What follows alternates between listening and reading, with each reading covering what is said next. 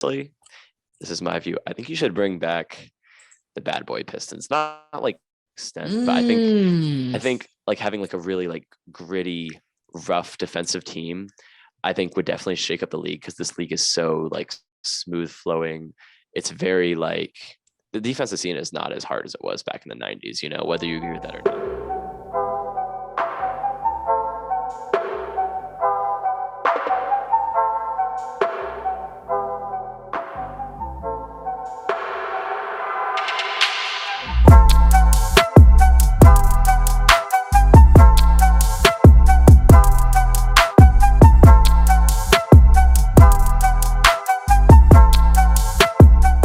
What's up, everybody? Welcome back to episode number 2. Episode 1, we saw your likes, we saw your comments, we appreciate for liking and subscribing and showing us support on our TikTok and YouTube as we continue to grow as our podcasters ourselves. It's amazing to see the response. So even those of you on TikTok who disagreed with our comments, especially Shriekers, we still support you. And the more you disagree with Shrieker, that's good. All right. So today on the episode, essentially what we're going to talk about is we're going to actually be doing a 2-part series. Just talking about the future of the teams who did not make the tournament in 2022. So those bottom 5 teams that didn't even make the play-in. So that'll be teams 11 through 15 in each conference. And we're going to start with the East Conference. So part 1 will be about the East Conference. So that means those teams that we'll be talking about is at 11, the Knicks, who finished last season with a record of 37 and 45. So these are all below 500 teams. Number 12, the Wizards, who finished 35 and 47. 13 is the Pacers, who finished 25 and 57. Then the Pistons, who finished 23 and 59. And then the Magic, who finished 22 and 60. Sam, I'm going to start off.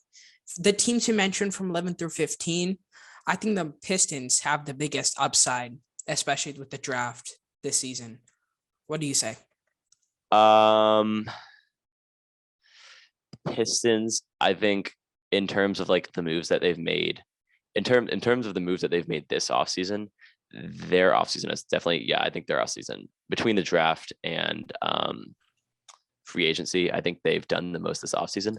I don't know if that necessarily means that the team with the brightest future out of this plan. I think you could argue that. I think personally, like in the immediate future, I think they might have the brightest, but in terms of the offseason, they have definitely had the best of these 5 teams so far. Look, you have Jaden Ivey, right, who is a good point guard, and he'll be good alongside Cunningham.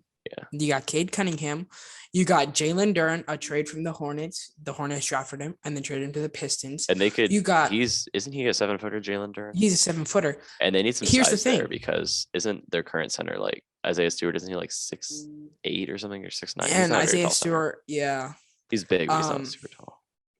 Yeah, you got Killian Hayes, you got Sadiq Bey, you got Marvin Bagley, you got Isaiah Stewart, you got Kelly Olynyk, you got Nerlens Noel, who some consider a bust with his like huge draft success, but he's still a decent center. And I mean, we're talking about Nerlens Noel not being their starting center, but being their backup center. Backup center. They're going to be starting all their young talent like Sadiq Bey. They're going to be starting at the backcourt. They're going to start Bagley and Duren. Of course, they're going to have Olynyk and Nerlens Noel off the bench, who both bring size and experience because they've been in the league longer than these other guys. And then shooting as well with Kelly Olynyk. He's a pretty good shooter. You got Buddy Boeheim from Syracuse. He was good at his time in Syracuse, the shooting guard. He was automatic. He's a green in 2K. So UNC. It's awful. I hated him. So I think, me personally, I got the Pistons as the best moves this offseason in the bottom teams in the East because of Cade Cunningham's improvement as a player from last season. You got Sadiq Bey and Marvin Bagley making moves this offseason, putting in that work. You got Jaden Ivey, who's considered a top 5 pick in this draft and was picked in the top 5. And you got Jalen Duren again, who was picked number 13 in the draft, traded to the Pistons, and he might have a chip on his shoulder, So, but he also brings defense, which I think is really good. I think, honestly, this is my view. I think you should bring back the bad boy Pistons, not like extent. But I Mm. think like having like a really like gritty, rough defensive team, I think would definitely shake up the league because this league is so like smooth flowing. It's very like the defensive scene is not as hard as it was back in the 90s, you know, whether you agree with that or not. So I think there would sort of like a return of like that like rough 90s style of play would be welcomed by a lot of fans. And I think would definitely make the Pistons unique and sort of get people in Detroit excited about the Pistons, even if they're getting called for a ton of fouls, just like doing something different would be interesting. I don't know if they should do that, but I think it's an interesting idea in terms of like making them a marketable team. Like that idea of bringing back this like famous, almost sort of hated team. Nowadays, being the villain, I mean, you know, it works out for Trae Young. Like all press is good press. If you, it's like sort of that thing. So, you know, be Also, the villain. It still sells tickets, you know. But like what I'm saying is, I think a return to like hard nitty gritty defense, especially with the size and athleticism that Detroit has, that they could like fire back on the offensive end you with got that three. same You type of got three energy. big men. You got three big men in your starting five: Duran, Bay, and Bagley. Those are three big Well, men. yeah, but Bay is a shooter though. Yeah, But he's and athletic and then big, and Ivy and Cunningham are obviously super athletic. so So I like you say have a very I like athletic your team. take. I like your take. I like your take. Nitty gritty, the bad boy Pistons from the I '90s. don't know if it would work just because of The how game much has fouls are called, changed. but like I feel like the refs let more slide in the playoffs. So I feel like if they continue that, that would be, you know, be a Oh bit more, yeah, be tough, be that tough team because people want the toughness back in the NBA. You know, that's like one of the biggest criticisms. and I feel like I don't know. I feel like this season, I'm not saying the Pistons have to prove anything, but Cade Cunningham is gonna have to take his game to that next level and prove he can be a leader for the Pistons. Right. If not So this next year, in the next few years, because the next few years, he is seen as a potential all star. So I think he needs to do that. So I think so. That's the Pistons. What's the next thing we want to talk about? How about do you want to just like work down or work from the bottom? So we started with 14. Let's go to 15, which let's go would to the be Magic. the Magic. So they were ranked 28th in offense last year, which is pretty horrendous. So right now, so like this offseason, they were looking at having one of the worst offenses because they were adding any pieces. Then they drafted Paolo Banchero, who is, I mean, he's arguably the most talented offensive prospect in the In this draft. draft. He is so.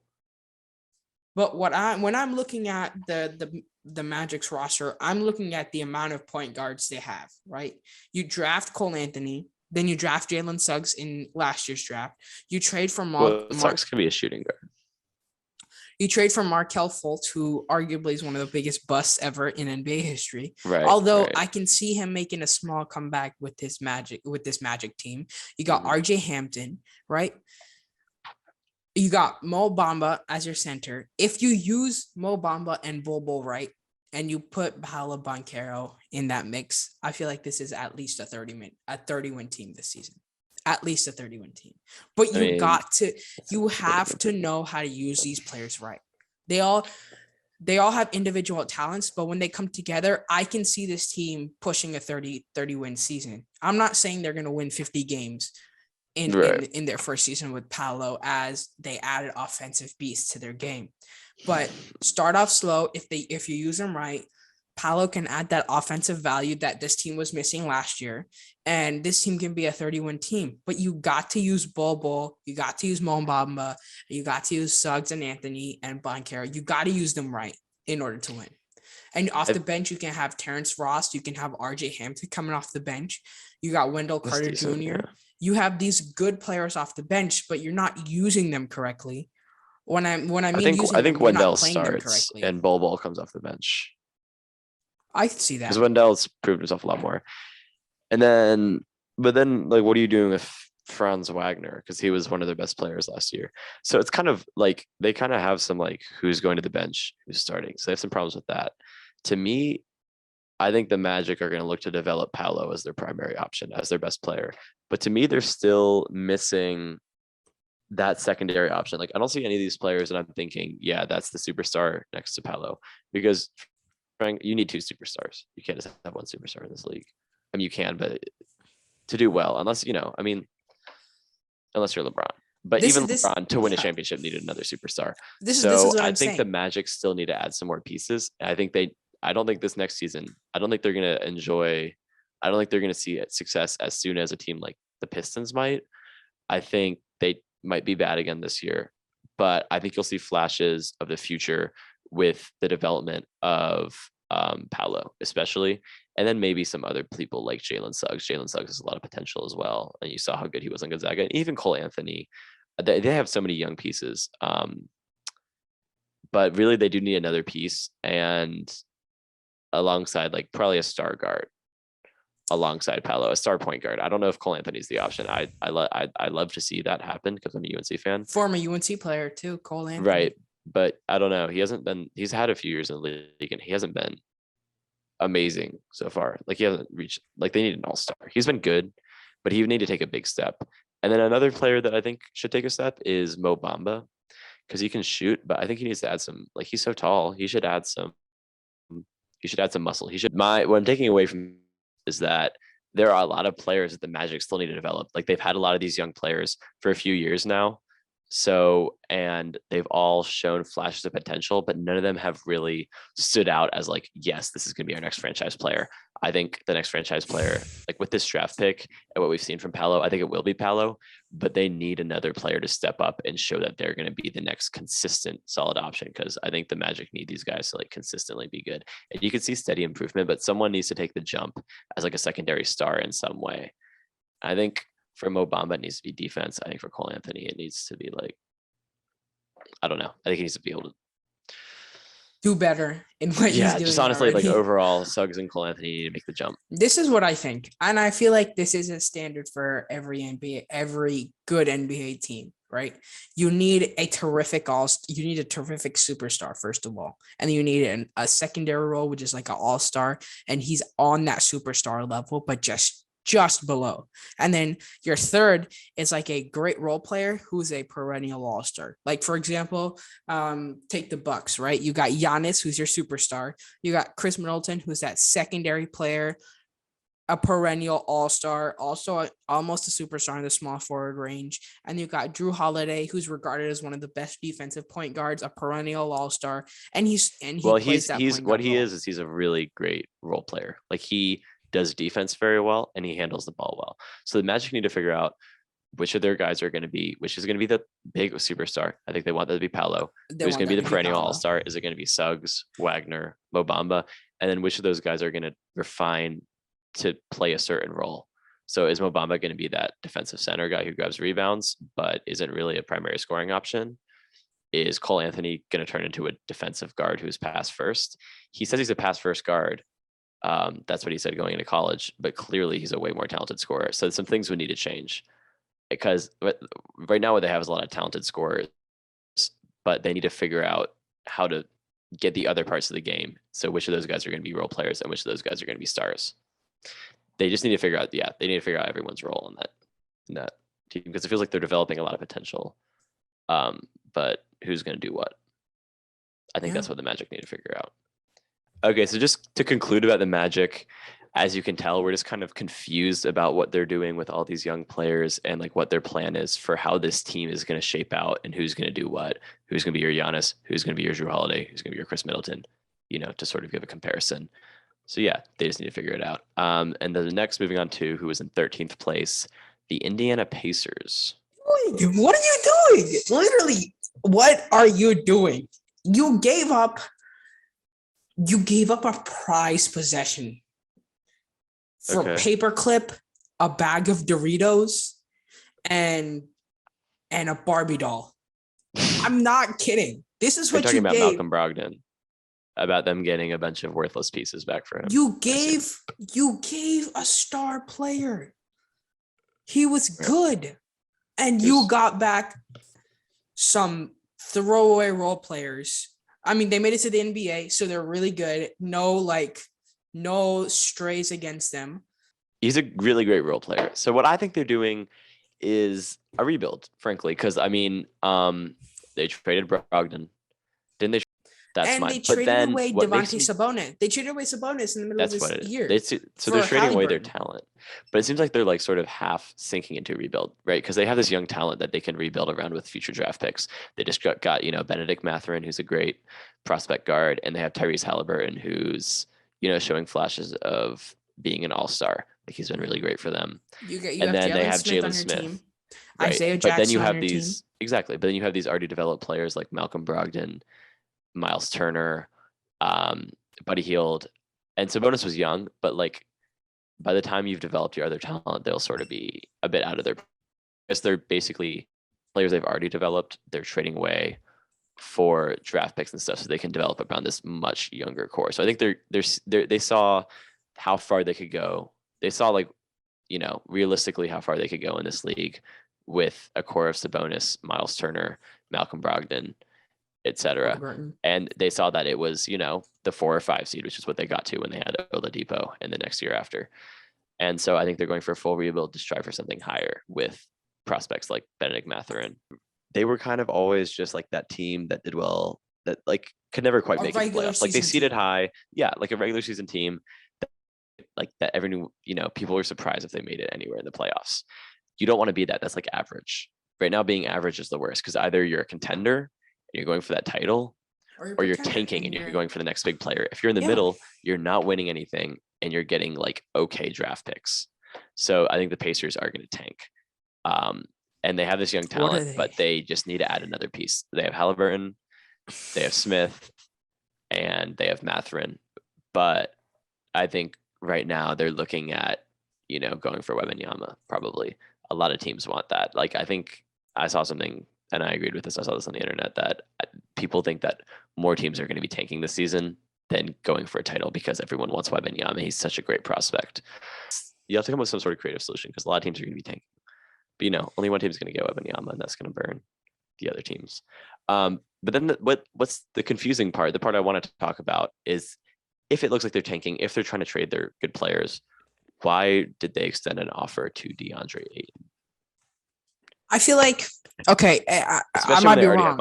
I might be wrong. I feel like because they were trying to trade Hield and Turner to the Lakers to create space for Ayton, But do they really think Ayton is not no rookie? Ayton is good.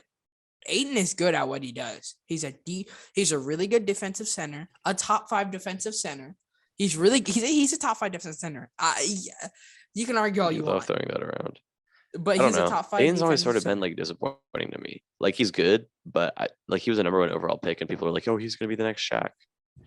Defensively, I think Ayton is a top 5. Is a top 5 center. So offensively, I think he still needs to improve. But so you think that the Pacers think that if they get Ayton, then suddenly they're a contender? Like you think Tyrese Halliburton, Mathurin, and Ayton is a title contending team? I don't think they're a title contending team. I think they're a play-in contending team. And then, but do you think they could potentially develop into like a competitive team? Like, yeah, of course. I feel like they should either go for the tank, or like, so it seems like what they're doing is like, oh, let's try to get DeAndre Ayton. If we don't get him, then tank. Or do you think they're not tanking at all and they just want DeAndre Ayton? Because now they're not getting him, so I don't know. Now the Suns can't trade him. Okay, they can't get Ayton because the Suns matched their offer. Right.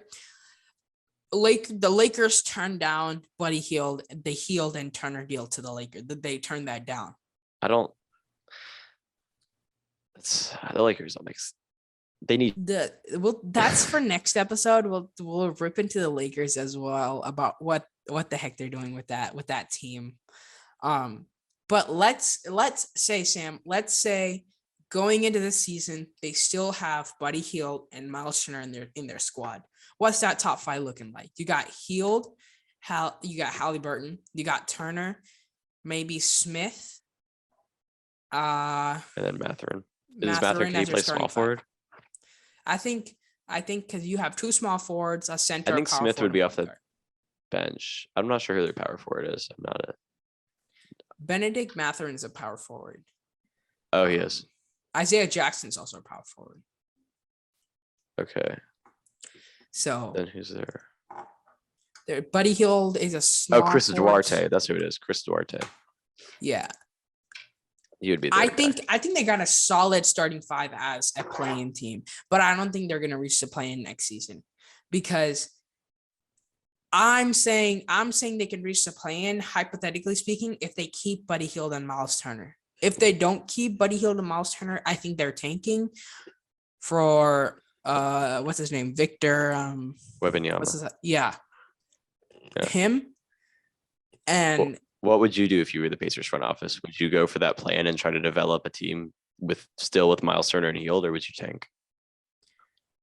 me personally, I would keep the team we have and just build. And let's say this season we make the play-in team and we don't, and we make the play-in somehow, some way we go past the play-in, we're in the 8th seed. And we said the Celtics were going to go number 1 in our last episode, and they play the Celtics and they're going to get swept by the Celtics. I would say after that, not this offseason, but next offseason, you try to see if you want to trade Turner and Hield for a veteran player and run it back again. Because I want to see how Mathurin plays. I want to see how he improves throughout the season because he's not a bad prospect. So you think wait a season to make it? You see wait a season to see what you How can this do. team, because Mathurin is not a bad player. Mathurin is pretty good. And Halliburton's Defensively improved a lot. solid. He could be an all-star. That's not crazy. Halliburton spreads the floor. Mathurin's a solid defender. Turner's also another solid defender. Buddy Hield is a great shooter. Isaiah Jackson, I personally haven't seen him play, so I don't know what type of player he's like. But you know what I've heard, he's solid for what he does. Jalen Smith, also a solid player for what he does. I say this is a 35 win, maybe 40 win team if they play their cards right. And even if they don't trade Turner, I think eventually in like 2 or 3 years, you could see them being a playoff team, like making it past the play-in into like that 6th seed spot. Depending on how like Mathurin, Halliburton, and Jalen Smith, like that could be your core of those young players. That could be your big 3. Depending on how they develop, or if you're putting Jalen Smith at center. Once Miles Turner and Hield get a bit older, I don't think Hield should be part of your big 3. I think if I was the GM or if I was the coach of this team, I would just play it out this season. Don't tank. Just play it out. Let's see. Buddy Hield's not a bad player. In Sacramento, he was good, right? Right, but you don't want him being part of your big 3. Like he's good, but he's not a big 3 type player. If he's in your big 3, then you're looking at like a Kings level team. Yeah, which you don't want. Maybe off the bench, maybe or 4 and 5, or like starting, but like you don't want to rely on Buddy Hield to be in your big 3. Yeah, that's just and then Halliburton can spread the floor. Great shooter, great passer. Miles Turner, a solid center. Mathurin, I haven't seen him play at Arizona, but from what I've seen in the draft stock and stuff. So if Mathurin, he played at Arizona. I'm excited to see what he does.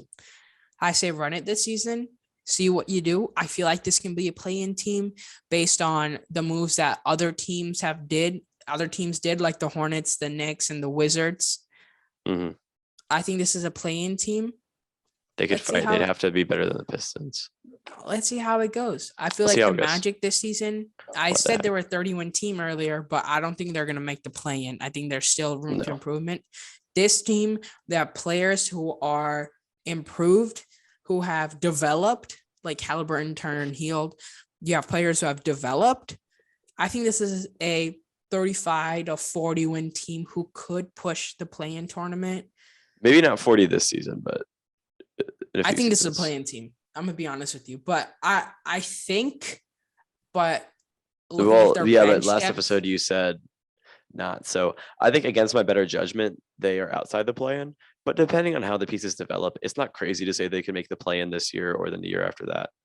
But yeah, so the Pacers, I guess we'll see what we get. Next team we have is at number 12, the Washington Wizards.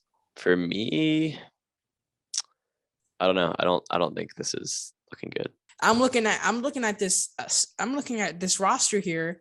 You got Beal, you got Kristaps Porzingis. Sorry, say his last name, but Hachimura, who's Hachimura, yeah. Hachimura. You got Jonathan Davis, who they drafted, I think, from Wisconsin. Yeah, Johnny Davis. I don't know, man. I don't know what this. You're looking at a big 3. Your big 3 that you're looking at is Bradley Beal, Porzingis, and Kyle Kuzma. That's your big 3, and then maybe replace Kyle Kuzma with Jonathan Davis, depending on Johnny Davis, depending on how he develops. That's not looking great. Porzingis. When healthy, With Porzingis is Mavs, definitely he a hasn't been solid great player. since New York. He has not been great since New York. Like, I don't know, bro. I don't know. He went to Dallas. They tried to help Luca, but he was injured all the time. I don't know what's going on with the Wizards. Like, I'm getting a headache looking at this squad. Like, Beal is just, he's, I don't want him as my best player on my best team. Like, to me, he was a really good number 2 option to John Wall. Like, he can or still be the Russell top Westbrook scorer on the team, or Westbrook. but you need someone else to do. But even when Westbrook was playing, Beal was scoring more. But that's fine. That's fine. He can be your shooting guard that you go to, but you need another player who's going to facilitate the other stuff. It's the same thing with Dame. Like, this Bradley Beal and Dame are not players who can do it alone. Like, they're going to need some other serious pieces. And to me, Kyle Kuzma and Kristaps Porzingis are not serious pieces. It doesn't look like they have a lot of,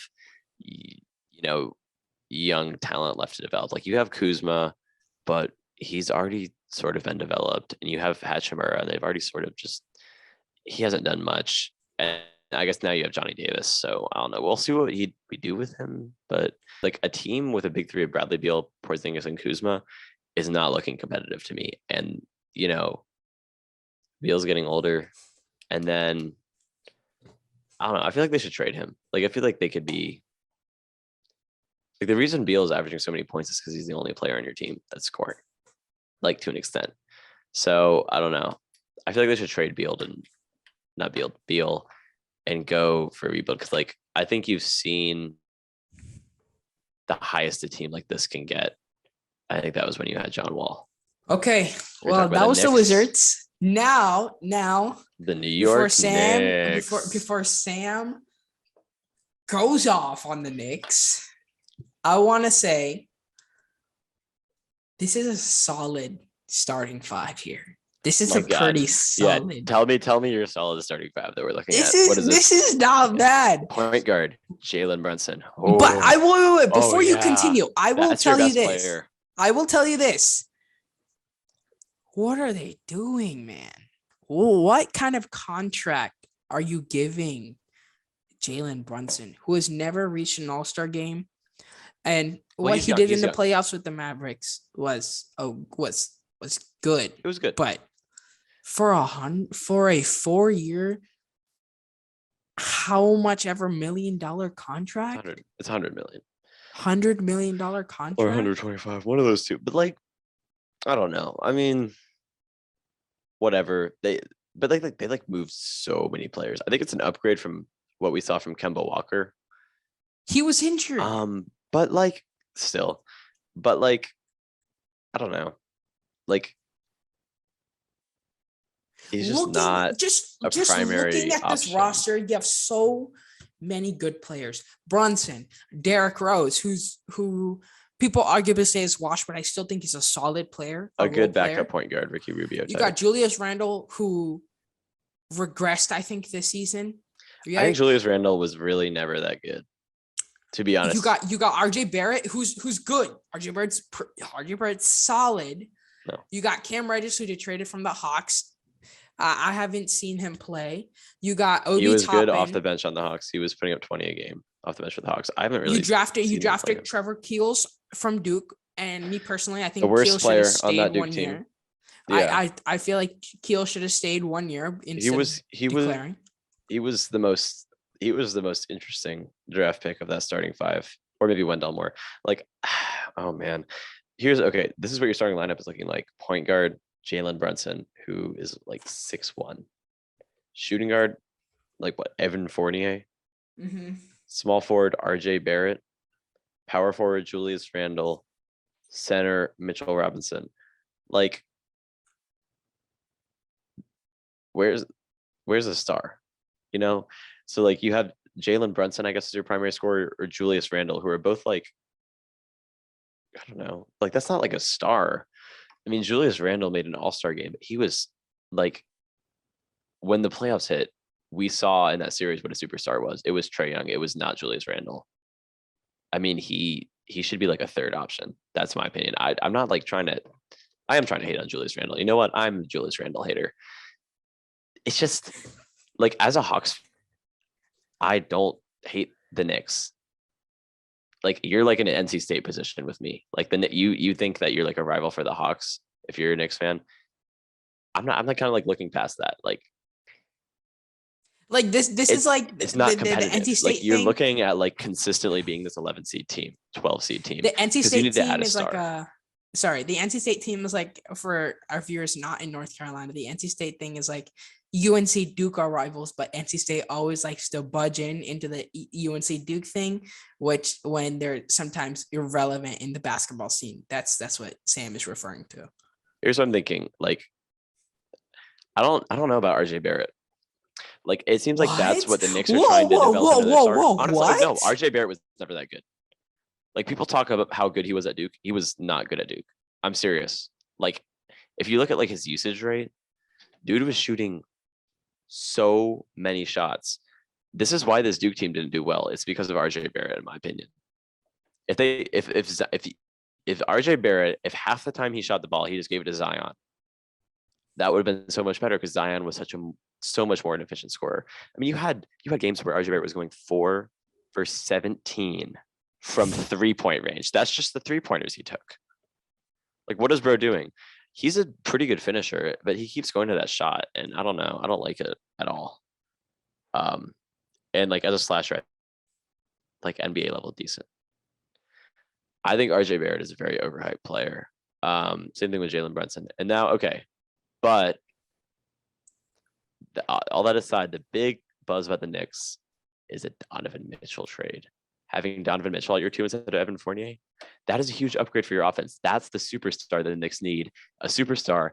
And then you have your players, your other go-tos, which would be Jalen Brunson, who would kind of be stepping back into that second fiddle role with Luka. I don't know if he'd like that because he didn't like, always having to share with Luka. But what I will say is that he'd still be the point guard, so he'd still like have the ball in his hands a lot. And then you'd have Julius Randle as your primary big guy scorer. Julius Randle would be better as a secondary scorer instead of like a primary option because as a primary option, he's kind of weak.